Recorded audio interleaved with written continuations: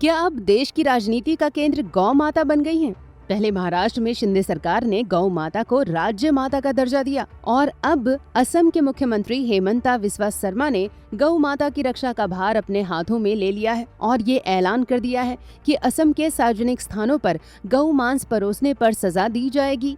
दोस्तों, बहुत ही कम लोगों को ये बात मालूम है कि हमारे संविधान के ही अनुच्छेद 44 में राज्यों को ये प्रावधान बनाने का आदेश दिया गया है कि वे गौ वंश की रक्षा और उनके संवर्धन यानी विकास के लिए कानून बनाएं। लेकिन अफसोस की बात है कि कांग्रेस की सरकारों ने इस पर बहुत ही कम ध्यान दिया और कुछ ही ऐसे राज्य हुए हैं जहां गौ वध पर प्रतिबंध लगाया गया। बल्कि हुआ ये कि बीफ के निर्यात को खूब बढ़ावा मिला। लेकिन जब से देश में नरेंद्र मोदी की सरकार आई है तब से ही, चाहे वो उत्तर प्रदेश की योगी सरकार हो या फिर महाराष्ट्र की शिंदे सरकार या फिर असम के हेमंत बिस्वा शर्मा की सरकार, इन सब ने हिंदू धर्म के प्रतीकों की रक्षा के लिए कदम उठाए हैं। अक्सर हम हिंदू धर्म की बात जब भी करते हैं तब सिर्फ अपने टूटे हुए मंदिरों को फिर से वापस पाने की बात करते हैं।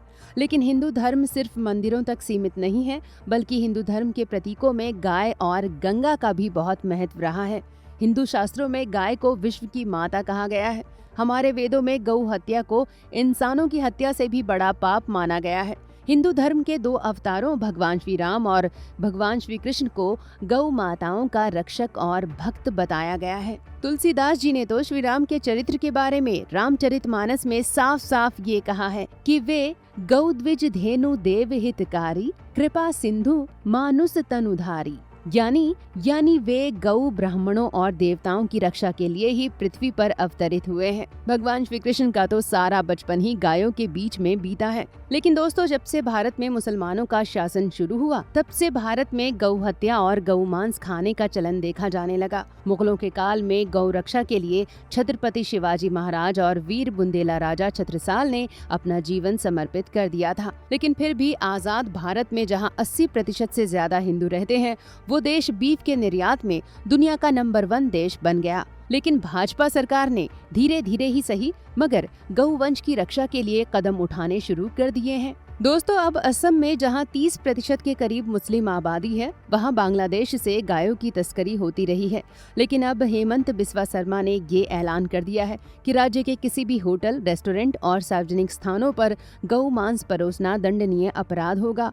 हालांकि हेमंता बिस्वा शर्मा ने 3 साल पहले ही राज्य में गौ हत्या पर प्रतिबंध लगा दिया था, लेकिन होटलों और सार्वजनिक समारोहों में गौ मांस परोसने पर कोई रोक नहीं थी। मगर अब असम के किसी भी होटल में न तो गौ मांस बनेगा और न ही परोसा जाएगा।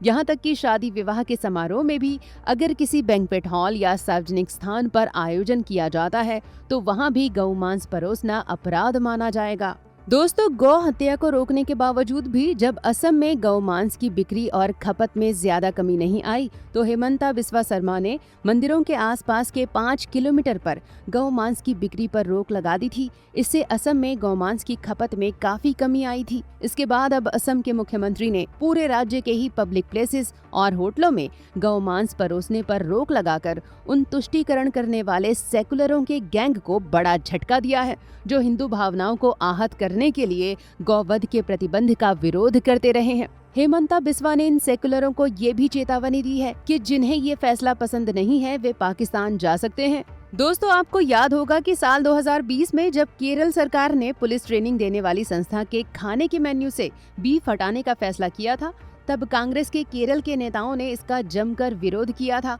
और सार्वजनिक रूप से बीफ पार्टी का आयोजन किया था। लेकिन अब देखना ये होगा कि क्या असम कांग्रेस के नेताओं के पास हेमंता के इस आदेश के बाद ऐसी कोई पार्टी करने की हिम्मत भी है या फिर उनका विरोध सिर्फ दिखावे के लिए बंद कमरों में ही दबा रह जाएगा। दोस्तों, जरा सोचिए कि जिस देश में 80% हिंदू जनता है, उसी देश के कुछ राज्यों जैसे मेघालय, केरल, अरुणाचल प्रदेश और पश्चिम बंगाल जैसे राज्यों की सरकारें हिंदुओं की भावनाओं की परवाह किए बिना जमकर बीफ की खपत का समर्थन करती हैं। लेकिन अब उम्मीद है कि हेमंता बिस्वा के इस फैसले से कुछ न कुछ सूरत जरूर बदलेगी। उम्मीद है कि आपको हमारा ये वीडियो पसंद आया होगा। आपसे निवेदन है कि हमारे वीडियो को लाइक करें, शेयर करें और हमारे चैनल को सब्सक्राइब करके हमारा हौसला बढ़ाएं। धन्यवाद दोस्तों।